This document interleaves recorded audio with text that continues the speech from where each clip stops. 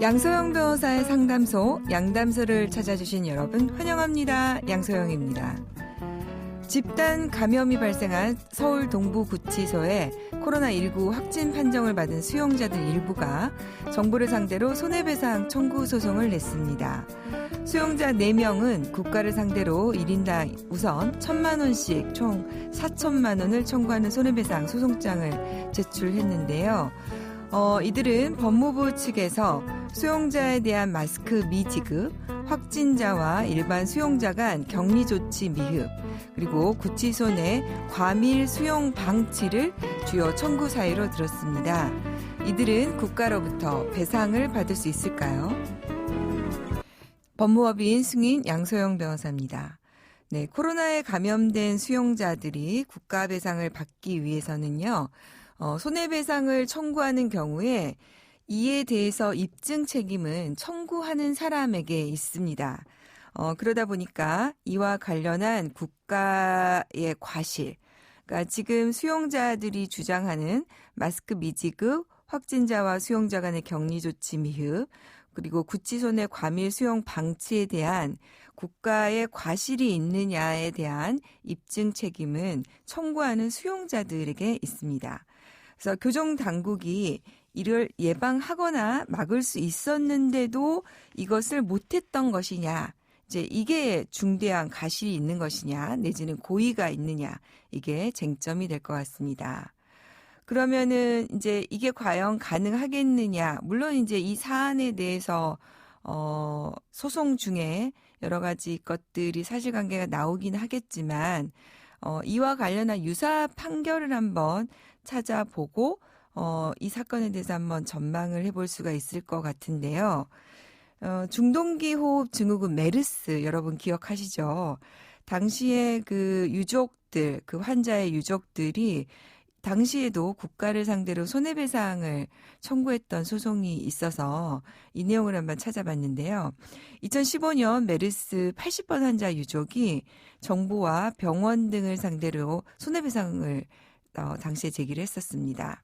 1심은 정부의 역학조사 부실 책임을 일부 인정을 했는데 2심은 정부의 책임이 없다고 또 판단을 뒤집었는데요. 당시 법원은 재발된 악성 림프종의 예후에 영향을 줄 만큼 지연이 됐다고 볼 수 없다. 대한민국 소속 공무원들의 과실과 김 씨 사망 사이에 상당한 인과관계가 인정이 된다고 볼 수 없다. 이렇게 이제 판단한 내용이 있어요. 그러다 보니까 지금 마스크 미지급, 그다음에 이런 격리조치 지연, 그리고 과밀 수용 방치가 이러한 이제 확진에 영향을 줬는지, 그리고 이런 과밀 수용을 피할 수 있었는지, 그리고 피할 수 없었다 하더라도 이와 관련해서 인과관계가 인정될 것인지, 네, 이런 부분들이 사건의 쟁점이 될 수 있을 것 같습니다. 관련해서 법무부 장관의 사과도 나왔고, 이런 부분이 이미 이제 이루어졌기는 하지만 이게 실제로 손해배상까지 이루어질 수 있을 것인지 좀 지켜봐야 될 것 같고요. 사실 이제 이것이 인정되지는 않는다고 하더라도 사실은 이런 소송이 제기된다는 이런 문화, 이런 것은 앞으로 이제 국가에서 지방자치단체에서 이런 조치들을 취할 때 그만큼 더 조심하는 계기는 될 수 있을 것 같다는 생각이 듭니다. 그리고 이제 나아가서 최근에 그 수감자들, 교도소에 있는 수감자들의 인권에 대해서 우리가 한 번 더 생각하는 계기가 된 점에 있어서는 좋은 사례가 된 것 같습니다. 양담소에서 함께 나눠볼 법률 궁금증이 있으시다면 YTN 라디오 양소영 변호사의 상담소 홈페이지에 남겨주시면 됩니다. 화나고 답답하고 억울한 당신의 법률 고민 함께 풀어볼게요. 오늘은 김선영 변호사님과 함께하겠습니다. 변호사님 안녕하세요. 네, 안녕하세요. 김선영 변호사입니다. 네, 오늘은 변호사님 양육비 이야기를 나눠보려고 하는데요. 이제 양육비를 주지 않으면 전에는 양육비는 당연히 안 줘도 된다 뭐 이렇게 네. 생각을 이제는 네. 양육비를 주지 않으면 신상이 공개되고 출국 금지 조치도 하고 형사처벌까지 받을 수 있게 됐습니다. 네. 자, 어떤 변화가 예상되나요? 예. 지금 7월 중에 새로운 법안이 시행되기로 되어 있는데 그 무조건 처음부터 뭐 감치명령이나 그 신상공개나 이런 게 가능한 건 아니고요.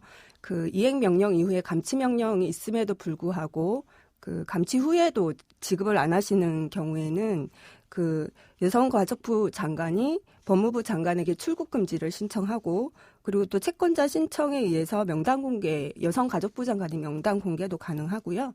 그리고 다시 1년 이내에 그러니까 정당한 사유 없이 1년 이내에 그 양육비를 지급하지 않으면 아동학대로 처벌도 가능합니다. 그리고 운전면허 정지도 가능한 것으로 알고 있습니다. 네. 그래서 이제 그러다 보니까 전에는 양육비 안 주면 그냥 안 받고 말지 어차피 못 받는 거니까 라고 포기하시는 분들이 대부분이었다면 이제는 이제 이런 조치들이 강력하게 마련이 되어 있어서 이제는 포기하지 않고 이행명령 신청하고 감치까지 가보고 끝까지 용기를 내서 하는 분들이 많이 나타나지 않을까. 네. 그래서 이런 변화가 기대됩니다. 사실은 이제 그 해외 같은 경우에는 이미 양육비에 대해서는 당연히 줘야 되는 것이고 뭐 양육비가 무서워서 이혼을 못 하겠다. 뭐 이렇게까지 얘기한다고 하는데 우리나라는 그동안에는 이거는 당연히 뭐 이걸 왜 줘야 돼? 라고 했는데 이제 드디어 이게 바뀌게 돼서 너무 다행이라는 생각이 듭니다. 오늘 양육비와 관련된 사연 준비했는데요. 어떤 내용인지 먼저 듣고 얘기 나눠보도록 하겠습니다. 저는 현재 사업을 하면서 혼자 생활하고 있습니다. 20년 전 사업이 부도가 났고 아내가 빚쟁이들이 찾아오는 걸 견디기 힘들다. 마음이라도 편하게 살고 싶다고 해서 이혼을 했습니다.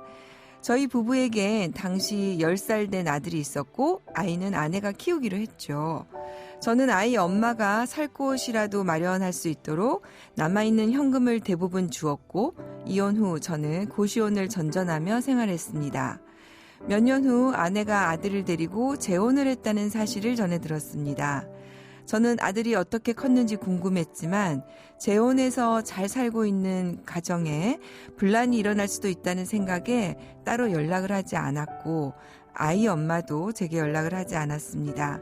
그 사이 저는 밤낮 없이 일을 해서 사업을 다시 일으켜 세웠고 점차 여유를 찾아가고 있습니다.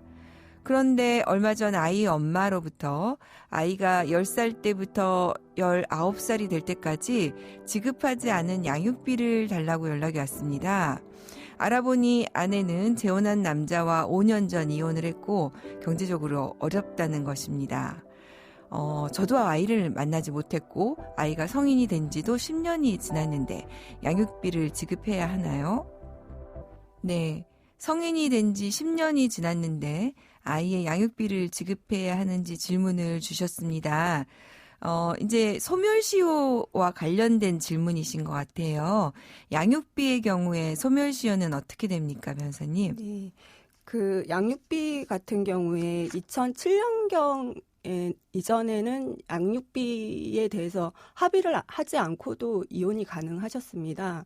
그래서 그러한 경우에는 양육비 합의가 없는 경우에는 원칙적으로 양육비가 금액이 확정이 안 돼서 권리가 확정이 안 됐기 때문에 소멸시효가 원칙적으로는 발생을 할 수가 없습니다. 그래서 청구한 때로부터 10년이라고 보시면 되고요. 과거 양육비이기 때문에. 네. 그리고 2007년경 이후에는 양육비 부담 조서라는 제도가 도입이 됐습니다. 그래서 양육비 부담 조서는 그 양육비에 관해서 협의를 안 하시고 이혼하는 것을 방지하기 위해서 그 부담 조서에 매월 얼마씩 지급할 것인지 그렇게 이제 기재하도록 되어 있죠. 그렇게 해서 합의를 하고 이제 이혼을 하셔야 되기 때문에 사실은 이게 양육비를 못 받는 분들을 보호하기 위해서 그 도입한 제도이긴 한데요. 다만 1년 이내에 정기적으로 지급을 받는 채권에 해당하기 때문에 그러한 경우에는 단기 소멸시효가 적용이 되게 되어 있습니다. 그래서 그런 경우에는 원칙적으로는 단기 소멸시효인 3년이 적용되니까 그 부분은 주의를 하셔야 됩니다. 네. 그러니까 이제 정리를 하면 일반적으로 채권은 10년인데 양육비에 대해서 협의를 하거나 그다음에 양육비 부담 조서에 기재가 되어 있는 경우에는 네. 3년이고 네. 아예 그냥 협의를 안 한 네. 경우에는 발생도 안 했기 때문에 네. 시효가 적용이 안 된다. 네. 이런 말씀이군요. 예. 그러면 이 네. 사례로 돌아가면 네. 어떻습니까?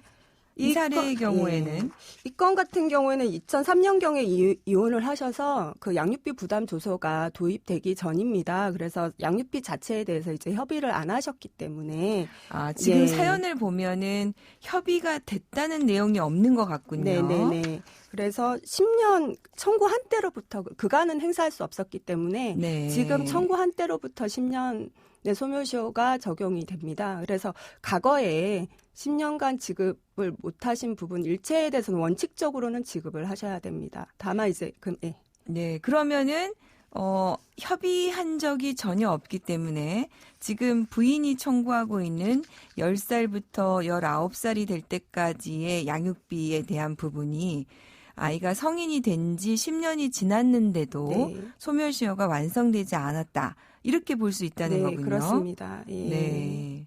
그 지금 우리 상담하신 분 입장에서는 상당히 좀 억울한 생각이 좀 드실 수 있겠네요. 네, 뭐 그러실 수는 있는데, 근데 뭐 네. 그렇다고 해서 양육비하고 뭐 면접교섭이나 못 본 거 이제 대가 관계는 아니라서요. 그 사이 엄마가 혼자서 부담하신 건 사실이라서 양육비는 지급하시는 게 맞긴 합니다. 맞습니다. 질문들 제일 많은 내용 중에 나는 이제 아이 면접 교섭을 못했는데 양육비를 줘야 하느냐 이런 질문들 많이 하시는데 그 부분은 이제 대가 관계가 아니라는 부분이 중요하죠. 네. 오늘 변호사님 네. 도움 말씀 감사드리고요. 다음에도 또 잘 부탁드릴게요. 양소영 변호사의 상담소 양담소는 내일 또 문을 엽니다. 끝곡 소리새 그대 그리고 나 들려드릴게요. 양소영이었습니다.